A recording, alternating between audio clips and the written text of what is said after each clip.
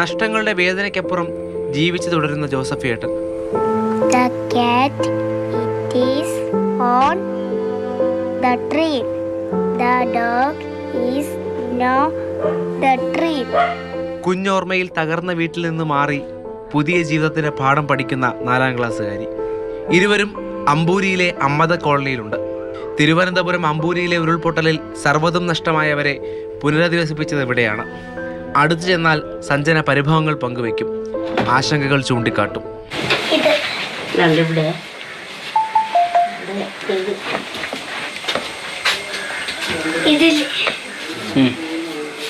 വേറെ അവിടെ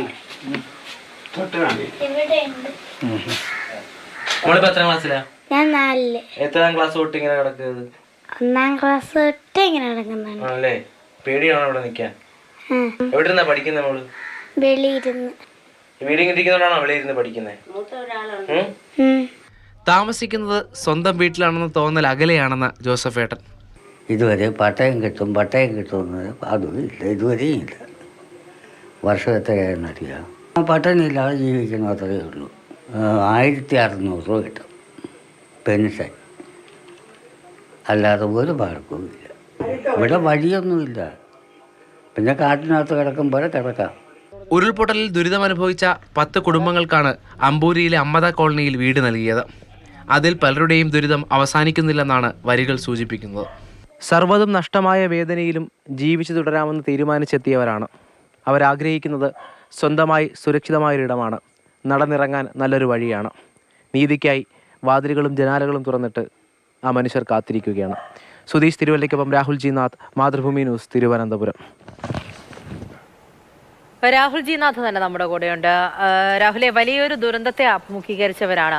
അതിൽ നിന്നും തങ്ങൾക്ക് ആശ്വാസമായിട്ടൊരു സ്ഥലവും വീടും ഒക്കെ ഉണ്ടാക്കി നൽകും എന്നൊക്കെ പറഞ്ഞപ്പോൾ, അല്ലെങ്കിൽ അതിലേക്കൊക്കെ ചെന്നപ്പോൾ വലിയ പ്രതീക്ഷ ഉണ്ടായിരിക്കും. പക്ഷേ ആ ദുരന്തത്തിന് ശേഷം വീണ്ടും ജീവിതം മറ്റൊരർത്ഥത്തിൽ വേറെ തലത്തിലേക്ക് പോകുന്നു എന്നുള്ളതും വേദനയോടുകൂടി നോക്കി കാണേണ്ടതാണ്. എന്താണ് ശരിക്കും ഇവരുടെയൊക്കെ ജീവിതത്തിൽ സംഭവിക്കുന്നത്? തൊട്ട് മുൻപ് തോറ്റവർ തോൽവിക്ക് അപ്പുറം എന്താണെന്ന് കാട്ടിത്തന്നു. ഈ മനുഷ്യരും അങ്ങനെയാണ്. എല്ലാം നഷ്ടപ്പെട്ട് ഇപ്പോൾ ഈ മനുഷ്യരെ ചൂണ്ടിക്കാണിക്കുമ്പോൾ അവിടെ എൻ്റെ വീടായിരുന്നു, അവിടെ വീടുണ്ടായിരുന്നു എന്ന് പറയുമ്പോൾ നമുക്ക് ചിന്തിക്കാൻ പോലും കഴിയില്ല. മറ്റൊരു ഭൂപ്രകൃതിയാണ്, ഇടിഞ്ഞ മലകളാണ്. അപ്പോൾ അവിടെ വീടുണ്ടായിരുന്നു എന്ന് പറഞ്ഞാൽ അപ്പുറത്തേക്ക് അവർ ജീവിക്കാനായി നിൽക്കുകയാണ്. ഈ തോറ്റ് കൊടുക്കാൻ മനസ്സിലാതെ നിൽക്കുകയാണ്. പിന്നീട് അവർക്ക് കരുത്താകേണ്ടത് പിന്നീട് നമ്മൾ കൊടുക്കുന്ന സംവിധാനമാണ്, പുതിയ ജീവിതമാണ്. ഉറ്റവരെല്ലാം നഷ്ടപ്പെട്ടവരാണ്. അങ്ങനെയാണ് ഈ 2 പേരെ കാണുന്നത്. ഒന്ന്, ജോസഫ് ഏട്ടൻ പറയുന്ന പ്രധാനപ്പെട്ട കാര്യം, സ്വന്തം വീടാണെന്ന് ഇത്രയും കാലമായി തോന്നുന്നില്ല, കാരണം പട്ടയം ലഭിച്ചിട്ടില്ല എന്ന് പറയുന്നത്. അങ്ങനെ ആ വീട്ടിലാണ് അദ്ദേഹം ജീവിക്കുന്നത്. പിന്നീട് സഞ്ജനയെ കുഞ്ഞു ഓർമ്മയിലാണ് നമ്മളെന്താ വീട് മാറിയെന്ന് അമ്മയോട് ചോദിക്കുമ്പോൾ, അമ്മൂമ്മയോട് ചോദിക്കുമ്പോൾ ആ പഴയ കഥകൾ പറഞ്ഞു കൊടുക്കും.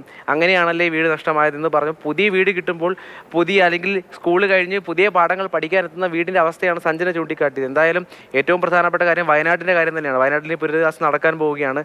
പ്രത്യേക പാക്കേജ് ആയിരിക്കണം, ഓരോ മനുഷ്യരെയും നമ്മൾ കരുതണം എന്ന് പറഞ്ഞുകൊണ്ടാണ് എല്ലാവരും പറയുന്നത്. അതുപോലെ തന്നെയാണ് ഇവിടെയും. ഇത്രയും വർഷം കഴിഞ്ഞെങ്കിൽ പോലും ആ മനുഷ്യർ പരാതികൾ പറയുന്നുണ്ട്, പരിഭവങ്ങളുണ്ട്. അതെല്ലാം മാറ്റിയാൽ ജീവിക്കാൻ തുനിഞ്ഞിറങ്ങിയ മനുഷ്യരെ സഹായിക്കേണ്ടത് സർക്കാർ സംവിധാനങ്ങളാണ്. അവർ അമ്പൂരിയിലേക്ക് കൂടി ഒന്ന് തിരിഞ്ഞു നോക്കണം, അല്ലെങ്കിൽ നോക്കി അവരെ പരിഗണിക്കണം എന്നുള്ള ഒരു വാർത്തയാണ് നമുക്ക് ഇതിലൂടെ പങ്കുവയ്ക്കാനുള്ളത്.